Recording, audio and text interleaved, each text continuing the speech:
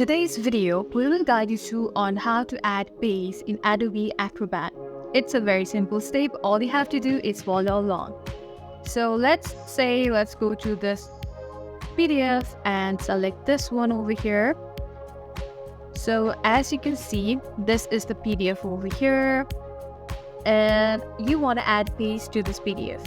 All you have to do is go to the right corner and you can see this panel over here, and at the very bottom you can see this clipboard kind of icon that says add, delete, or go to a specific page using thumbnail image.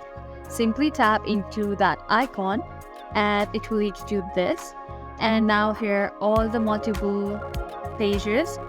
So this is the current PDF we are on, and since we want to add page, you can simply tap in this and there you go, there is another page.